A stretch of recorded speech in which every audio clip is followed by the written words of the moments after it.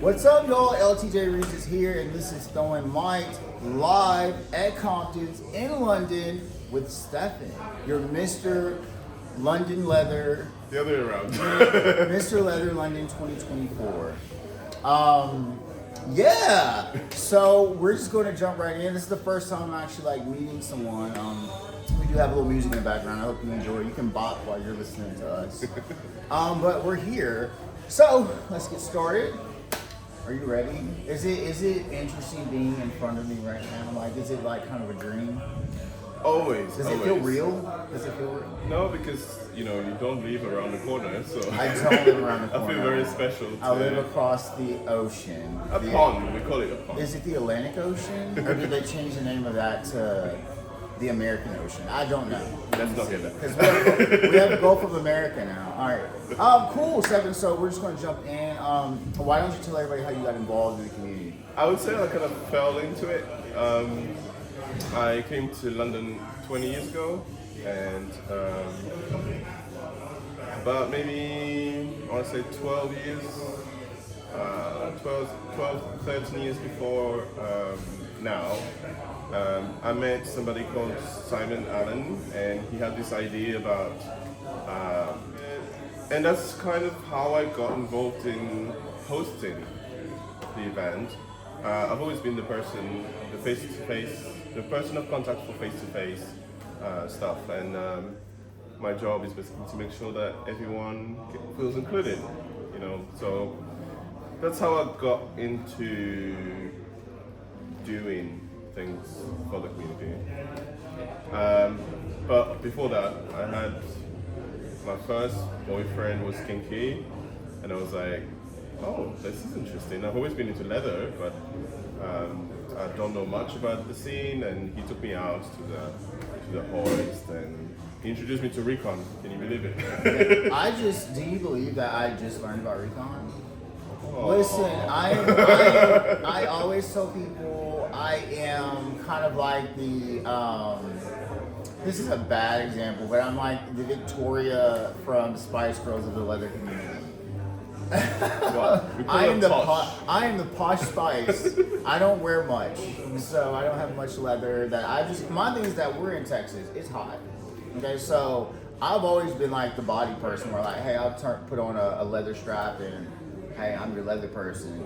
In terms of kink, intellectualism is my kink. Calculus turns me on. You know what I'm saying? Calculus makes me nervous. I would imagine that it makes most people nervous. Calculus is not for everybody. I want to jump into what you've been passionate about in your title year. However, you just talked just a second ago about your citizenship and things like that, and I find that very, very interesting. You are here in London, and you have citizenship in Madagascar and France. Yes, that's yeah.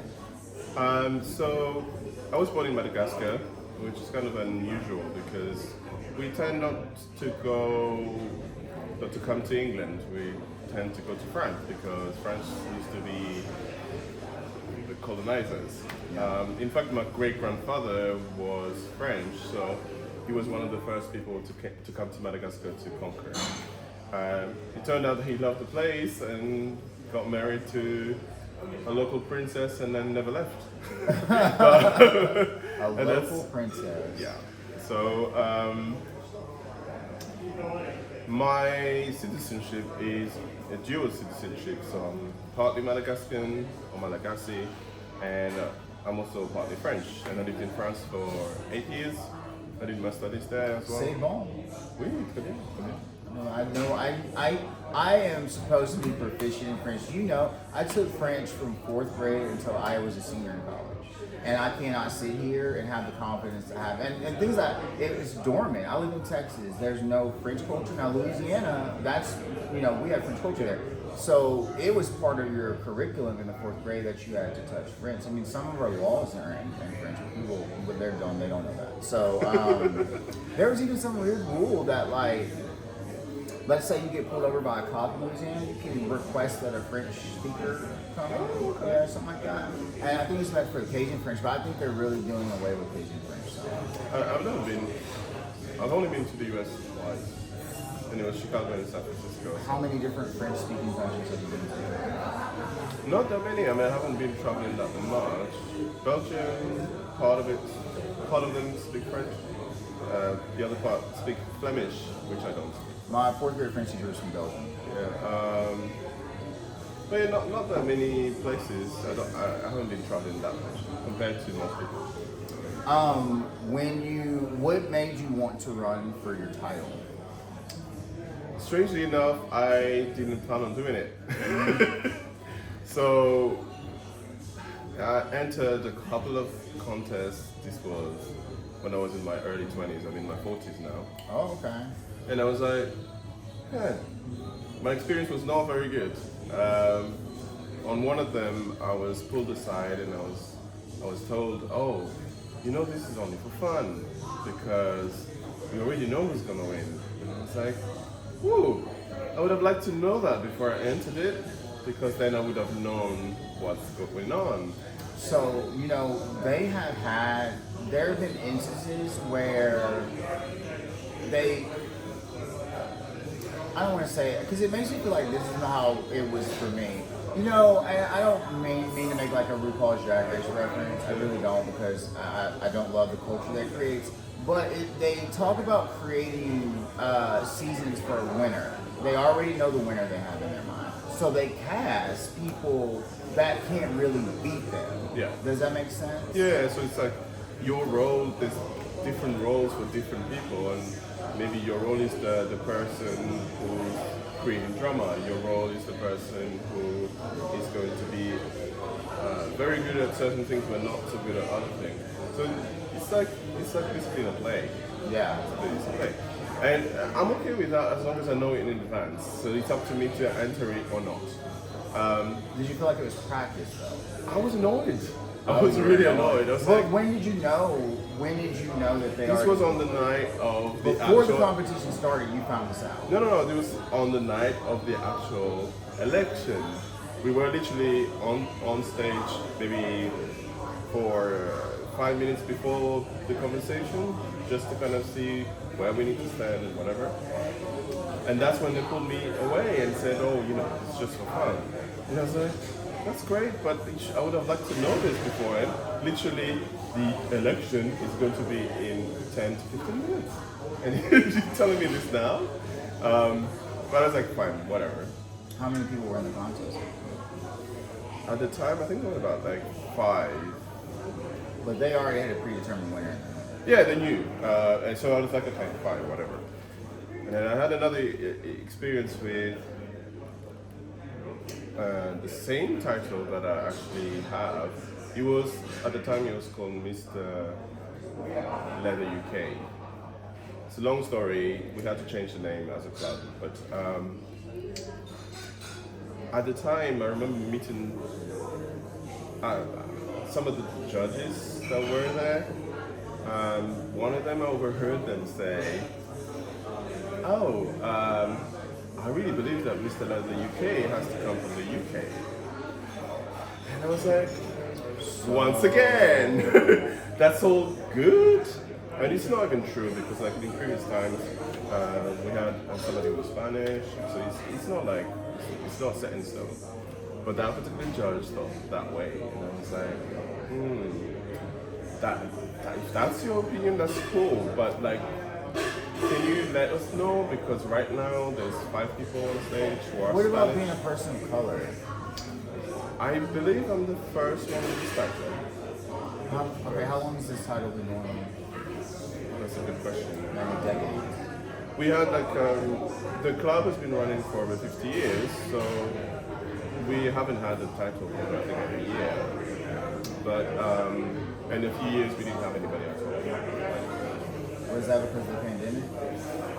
It was partly that, but also the culture is different here when it comes to title holders and titles in general, because the general consensus about it is that it's just for people who want attention. It's for people who want to be seen as the idols and oh, we're better than you because we've got a title kind of thing. That's what people think. Generally, you know. I think so.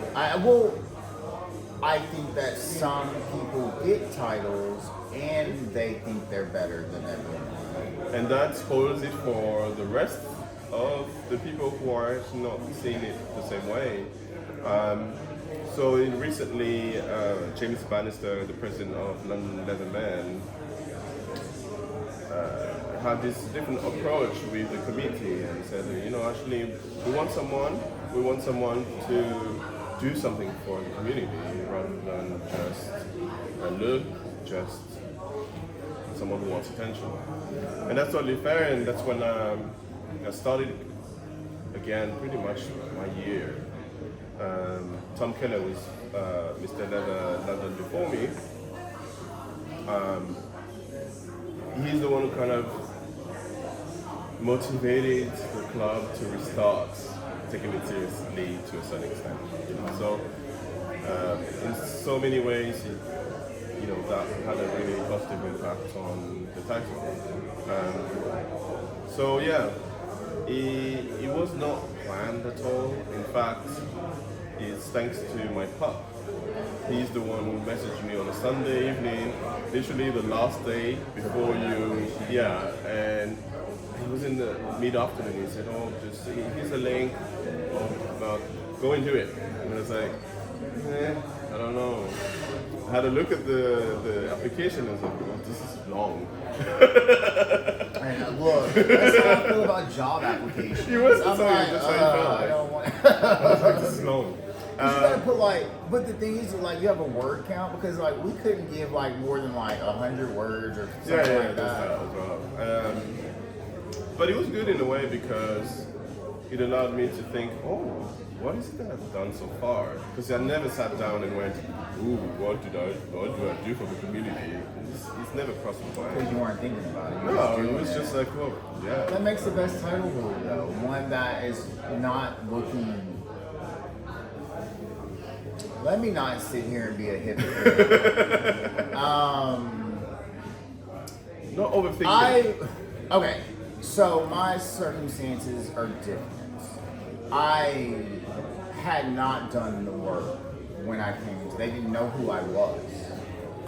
So it's amazing because I have such a great relationship with like Luis Pratt, and Luis is involved with both Surat and with the Awesome Eagle. And I know in the beginning, like, you had reservations because Throwing Light started as a support group. And it wasn't called that. It was actually called Surat and Cut to begin with for the gear store there. And then I moved it to like kind of a treatment. No, you have like kind of, I don't know if like you have like little like organizations. We call it the Guano Club, but it's a place where people that mostly are dealing with addiction and things like that go. And I felt like it was stigmatizing a little bit because people weren't want to come to the venue if they're thinking, oh, well, this is for people that, so, and every month was a topic.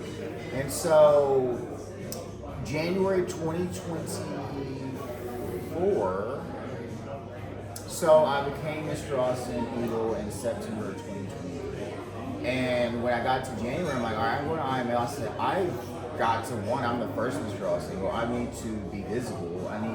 I was like, I want to travel and try to get this title. But then I moved it into what it is today, interviewing people from around the world. So I got the title really before that. I don't know, because when I'm sitting here talking to you, I'm like, I don't feel like I was doing a lot. Now I'm like, I shouldn't have to prove myself at this point. That's how I feel. Well, that I know because I've been watching, your videos on YouTube. I usually use YouTube. I was like, this is actually cool. So it's not like, as I said, you don't need to prove yourself anymore because you're actually out there doing things. You got top 20, and I feel like the problem that I got 44th place, and we had 59 contestants. But the energy before that, I was like, oh, you're going to make a podium, this, and that. But people were judging me on my energy. Like, my leather aesthetic is still evolving. And so the interview, all that went great. I did fine. It was pecs and personality. And, then I pulled number one. I was nervous as all hell. But I looked back at it and was like, you know what? I took it like constructive criticism from my own community. It's like, hey, you're doing great. Work on your stage presence. Work on your, how you present yourself. I am still working on my leather aesthetic. I left the iron on stage and I said, I am not going to lose this momentum. I got contestant number one, I'm going to use that. So that was the best consolation prize I could have got, was being on the stage the longest. So, and then people cheering number one and all that. And it's symbolic of how I feel about who I am now, that I am at the top. But I worked for that. And I see people give up. I see people place and then stop. You know what I'm saying? And so I had an IMO brother that recently has disconnected from us. He didn't place. When they called the top 20, obviously 40 of us didn't make it. 40 people. We all going through that same thing. You know what I'm saying? I went backstage and we had our handlers, and one of my own brothers, he was just in a tizzy. He was mad. He was not taking it well. He was also young. He was only 24. People probably know what I'm talking about. And so they were like, go check on him. And I'm like, why am I just lost too. Why do I, you know what I'm saying? Like, well, you want me to go comfort him? Like, I need comforting too. You know what I'm saying? And so, being Lewis, being the bigger person, as I always am, I hate it. I want to be petty. You know what I'm saying? I want to be petty. And so he yelled at me. And I was like, I'm not going to be backstage for this. So I stood down. It killed the energy. And so he was supposed to be on the show. And I had literally talked to my brothers. I was like, I cannot have him on the show. Not with that. And so, however, we had our WhatsApp chat. He apologized. So I'm like, well, good. He's becoming a man. Good for him. You know what I'm saying, like that. But now, flash forward to 2 weeks ago, profile has a black picture. He's saying that we don't care about him. He left the group chat. It's not true. Like, my last interaction with him was, hey, he messaged me about an idea, and I'm like, yeah, why don't you just, thank you, I don't want to, be in the spotlight or whatever. So, he said that because he didn't place, he doesn't matter, that he's not enough in the leather world and all this. For me, the whole, I get the disappointment thing. People would be like, oh yeah, but you play stuff like this, so how can you understand? And I'm like, because I didn't plan to. Well, I had some people that wanted to be top 3, even making top 20. Yeah. They're like, well, and because everyone, it's such a big moment, and it's such a big deal, and I didn't get as much preparation as I would like to for the competition. And that is actually one of the reasons why for non-American contestants, you need to find a way somehow to connect with people who have been through the experience, because there's no structure. We don't have the same structure as in America, where particularly in California, I can see that they're really the new title holder is sort of prepped and trained. And not in an automatic way, as in like you just recycle things, but there's tips along the way. California comes with I mean, they're bringing 8 or 10 contestants. You know what I'm saying? San Francisco to me is it's really hard. It just feels to me there's certain communities that have been doing this and they're conditioned for it, and they're always going to be in the top 20. And that's totally fine, because I also saw the support that the community had for them. And that's where I'm grateful, because London has, beyond London, because there's people I know in the US that maybe I've met a couple of times before I started the fundraiser to go to the US, because that's the other side, that is the practical side that you really need to figure out, because for me, I don't have the funds to go there. So even then, the whole IML thing, well, yeah, everything fell into place. And it was meant to be.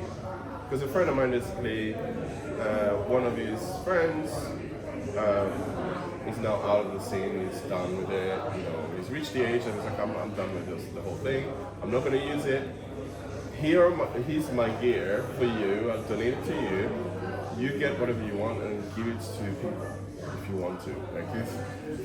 And my friend James was like, oh, I've already taken a lot from what I've been given. Why don't you take the rest and sell it? And that's how you do your fundraiser. And I was like, are you sure? Like, these are like almost some of them were almost like brand new. I was like, hey. So we met up.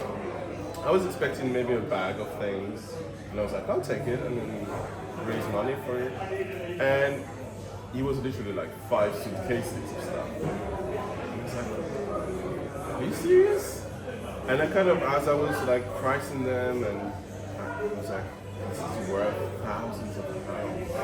And you said pounds, and so that means like more than American money, because it's expensive here. And I was like, I cannot comprehend that you just helped me this much. We're friends, that's cool, but for me, it really touched me. And then that led to other people donating stuff, and people getting together, and my leather family was like on point. They helped me carry this stuff on the tube. Wait, say tube here. Oh, that's just fun. That most people can under. I hope us Americans know what that means. I'm not going to tell them. So we took the tube here, and actually the fundraiser was literally here. Thanks to the Leather Social, I have a really good relationship with the pub, and have been very supportive as well. And they don't have to. They offer this space for free. It's huge. But yeah, the Leather family was on it, taking the purchases, and it was like a shop. That's awesome. No, but that's what your community, they want you to succeed. That's the thing, and that's really what I felt. And so for me, just being able to get there, that was the reward. That's what they say, and it's true. I guess I don't know. I guess my issue here is that this should not be the peak of our lives. It isn't. It really isn't. But we have people acting like it is. They're like, a 24-year-old should not be thinking that IML is all there is left in life. Same thing as a title. I've had this question asked. Like Ralph Bruno, he's in his 70s, he does all kinds of stuff. Oh, exactly. For me, like, a title is literally the limelight put on you for a year. And you have to remember it's for a year. The person you were before will still be there, whoever that person is. Hopefully. It's a limelight for a year, and that's it. That's how I saw it. So I've had people coming to me after the year, and they said, how do you feel about returning the sash? And I'm like, well, that's how it goes. I knew that beforehand. I'm still going to carry on doing the Leather Social, and also actually 101 Cafe, which is my community project during my year. I've carried on with it. So you don't have to. So your sash, you don't get a so I have a sash because I was the person that has a year on it, but they have doing it where they're gonna, I guess, pass it on. So is your name stitched in it? No. So we only have one sash for the club, and we pass it on from person to person. I was lucky enough, and this is again down to my leather family. for my birthday last year. A friend of mine got them together, and they all contributed to creating a sash for me based on the original one, but with my year on it. So they went through the president asking for permission and everything.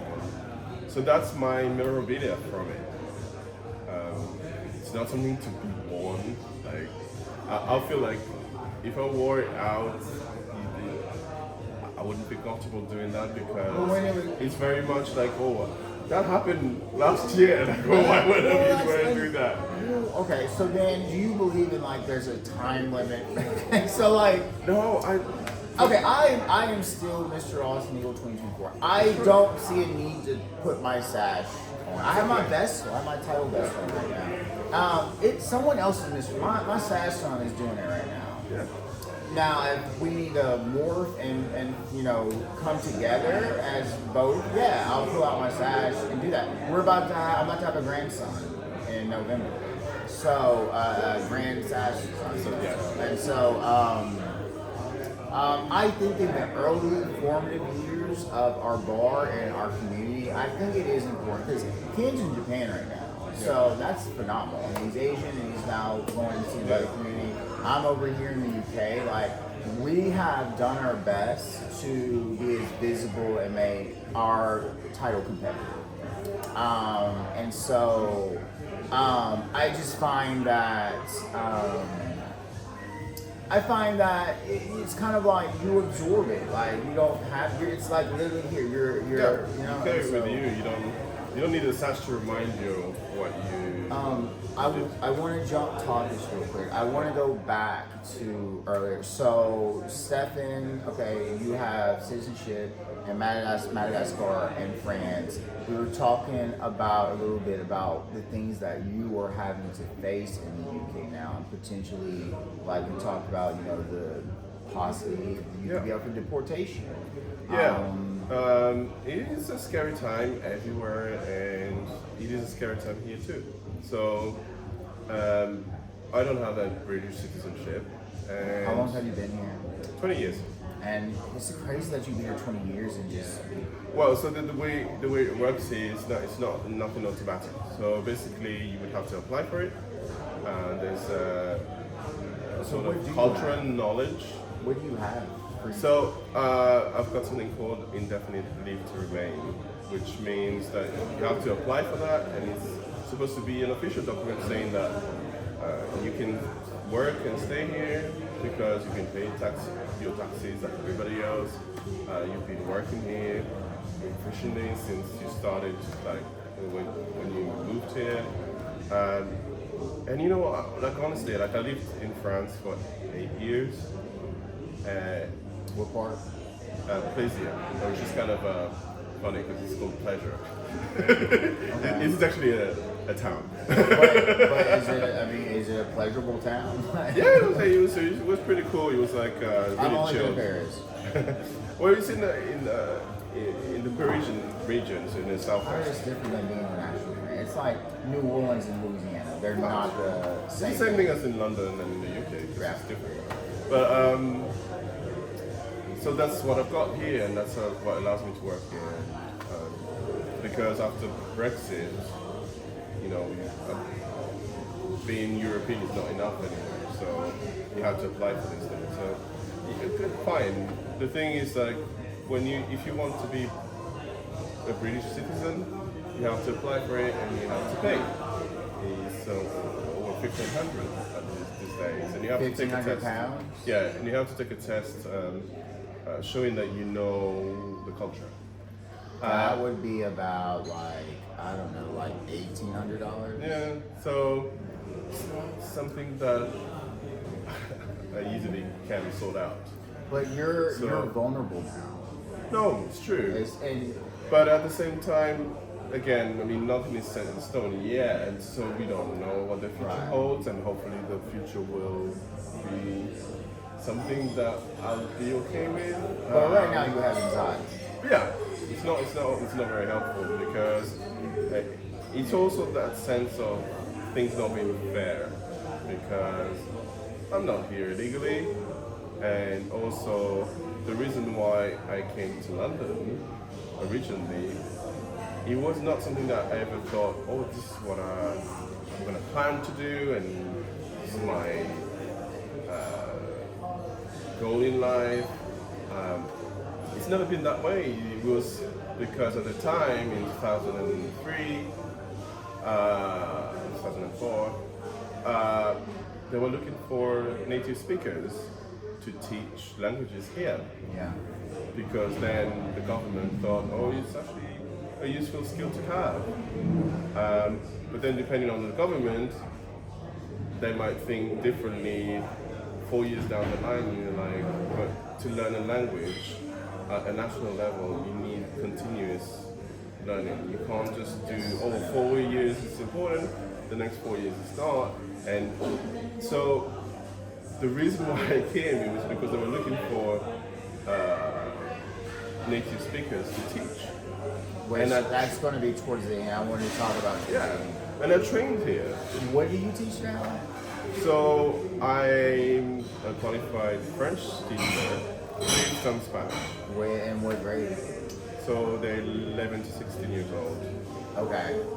So, yeah. My current job is a job of, they call it substitute teacher at this point. So my job is to cover any teacher who's absent currently. Because teaching originally for me was like a revelation. It was like, oh, I want to make a difference and all these things. Over time, things changed. My visions and my views changed, and it was very, for me, it became too much. It's not something that I wanted to continue. That's why this is my current job is actually an in-between position. Here, are they like in your business? Like our business people will check our Facebooks and stuff. So have you being a leather person in any way been a challenge? A lot of time it was in my head, but at the same time, I think I've been lucky enough to have been in certain schools. For a very long time, we had something called Section 28 here in the UK, which meant that you were not meant to talk about homosexuality and promoting it as a teacher.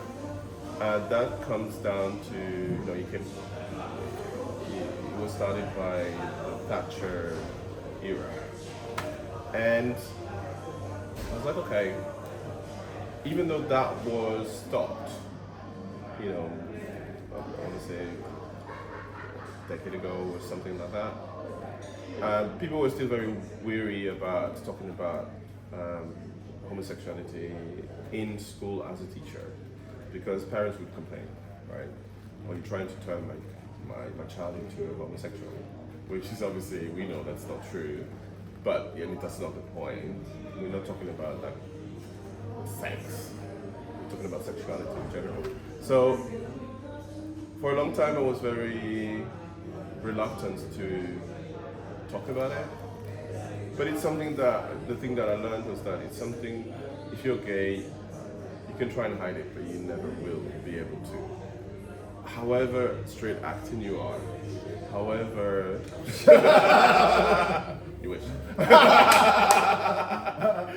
But, and the thing is that, you can't hide it, because every school I worked in, some students would ask me, are you gay? But why would they ask you that?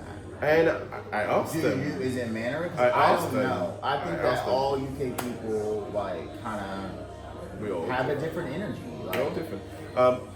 And I asked.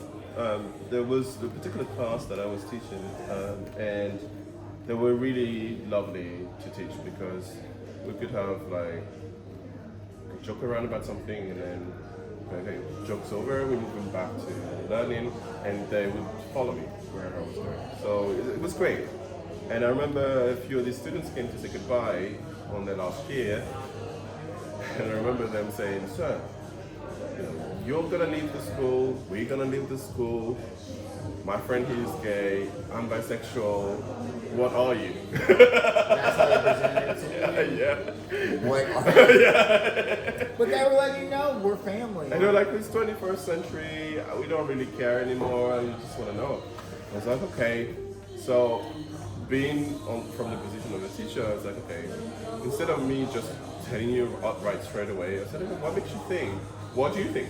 You know, who do you think I am? And they looked at each other and said, oh, we think that you're bisexual. And I was like, okay, what makes you think that?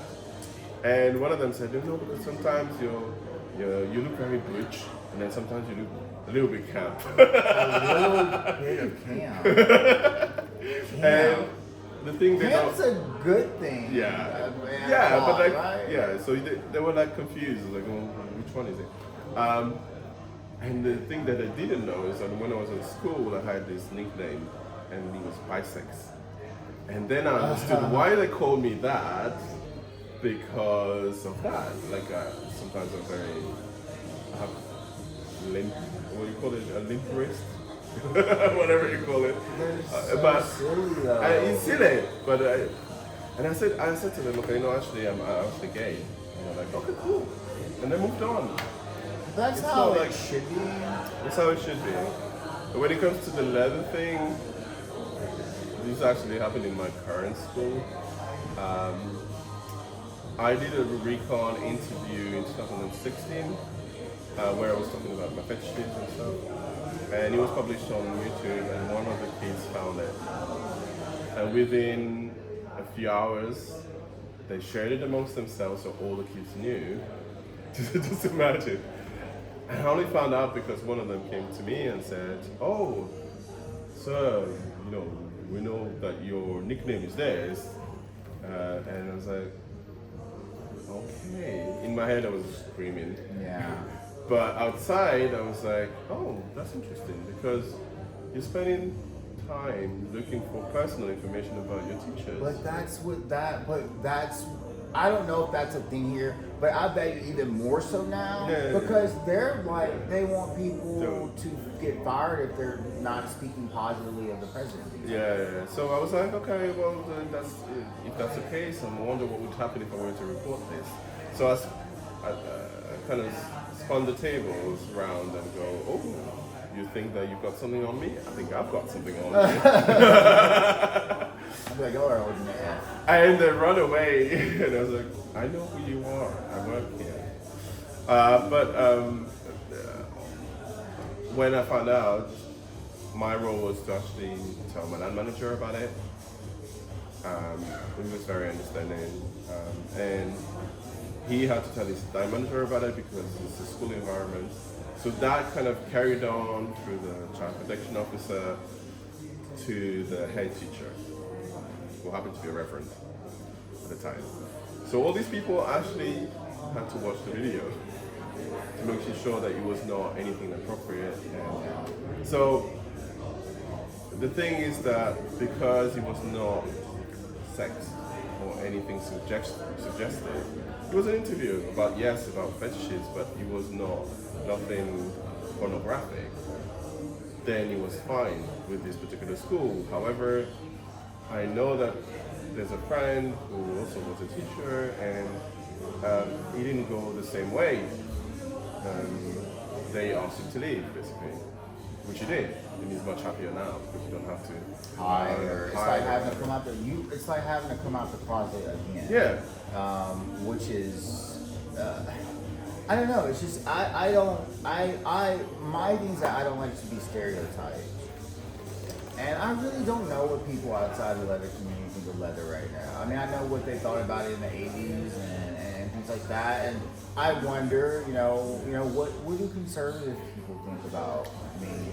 Like, do they think I'm radical? Do they think and not that I should care, but people human interpretation is subjective, and it's really does a person a disservice when you apply your interpretation onto another person. And that's what a lot's happening, I think, now, is that people put themselves on this pedestal. And, I was raised in a Christian home, and, my mom always said, I have positive things about it because it was always focused on, treating, my mom said, don't intentionally hurt anyone or plot to hurt anyone. do unto others as you want them. Like those were the principles in my home, and it was never about targeting people. Even if that stuff says in the Bible, we live in 2025, and a lot of that's historical stuff. But what's a little bit more difficult, probably if you were in the U.S., is that the mixing of religion into school, and so they would come harder because we had a leather brother in Texas who had to leave the school. He was a music teacher, and they found out about it, and he was close to retiring, and they gave him his retirement. But all right, Stephane, we are getting towards the end. I'm going to ask you this question. This question I ask everybody that comes on the show. I used to like make this long, drawn out introduction of the last question and talk and talk and talk and talk and talk and talk. But this is the last question. Is there any aspect, and you can talk about your local community, you can talk about the global community, what are we not shedding enough light on right now?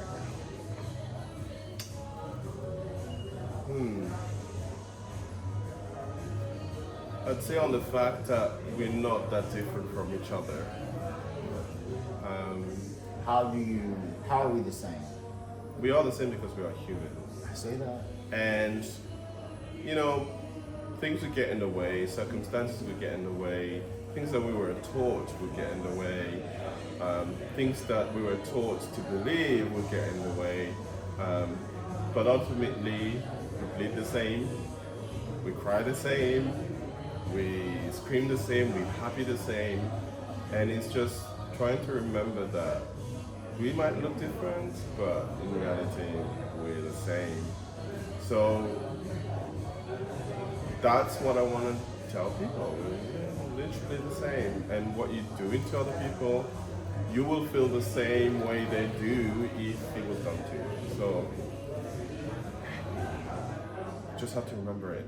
We know it. We know it's like it's inbuilt in us. It's just that we tend to forget because of circumstances and because of what we've been told. And Manipulation. yeah. And that's basically the point of my community project, One Cafe.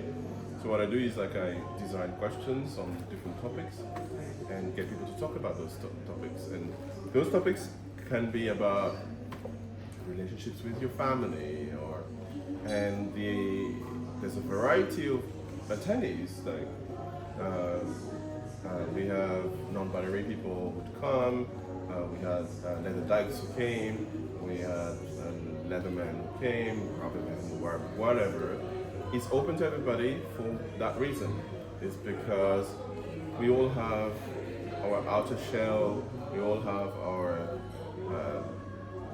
social awareness of who we are, but in reality, our relationships with our family, with our biological family, with our non-biological family, with our chosen family, those relationships and what it entails is actually very similar. So I just want people to realize that it's not that different. Well, I hope there's an era of humanity that clicks and understands that we're all into it together. We're all in this together. But what's exciting about this journey is meeting people like you and hearing your stories, and it's just really cool because no one asked to be born, you know. And I find the most troubling thing about the human experience is punishing people for things they can't control. And there's just nothing that I believe in this world that you would be born and that you deserve to be mistreated or ostracized or alienated. I'm never going to believe that. And I hope that I see you to be very brave to even be in the arenas that you are in, because I can't do it, dude. I left education. I literally cannot, especially right now. You know, when I was teaching college English, I'm always like, look, now I'm 21 and up. I used to be 18 and up. If you ain't 18, I don't want to be around you. But you gotta be like 25 to be around me. And so, but no, like, you know, my students tell me that they're still black and white dances. You know, still segregation today. And then it's only going to be worse right now. And I don't want to feel like I'm fighting to educate people. And I know it's not giving up. To me, it's like instead of being in this one arena, I'm just going to move to the streets. And I want to be able to do what I want to do, say what I want to say, unite the people I want to do. I don't want to have to be looking around my back and worried about a student discovering my life. Because the way that they handle it with you, like, any little thing. Yeah, you know doesn't always happen. On the other hand, I feel like the best way to educate people is often not through words. Actions. It's through your actions. Yeah. People watch what you do. People watch how you react to situations, and so do students. They try and check if what you're saying matches what you do. They're just like anybody else. They're humans. They will not just give you trust because you ask for it. So that's what you taught me, that education in general, that show what you mean. Do not just say it. If you're saying something, back it up with action. Walk the talk. Yeah, don't just throw out some empty words, because people will notice that. They do. And for me, I really disagree with the idea of having a role model, being a role model. The only role model that it really is you, because you're paving your own path. If you already see the end of your path, that's not yours, that's somebody else's that you saw, and maybe you want, but what you want is not necessarily your actual path. So you doing this is building your own path, and nobody can take that away from you. So Yeah, I mean, like, I'm here on Earth until one day someone gets me off and lets me go to another planet. I literally would love astronaut friends, because I would go. There's some moons on Jupiter that apparently have water on that. to be father. I'm like, hey, you want somebody to test it out? I'll gladly leave. Y'all just put me in a spaceship, give me my freeze-dried food, and 16-year job, whatever. I don't care. I'm gonna do it. All right, so Stephane, thank you so much for doing this interview in person with me in London at Compton. You remember what I said you had to do now? Yeah. Don't be scared. Try. All right, y'all. Stephane has something to say. If you don't throw light, you ain't acting right. Yeah, that worked. Yeah. Thanks so much. Thank you all so much for watching. We do hugs here. Yes. Bye, y'all.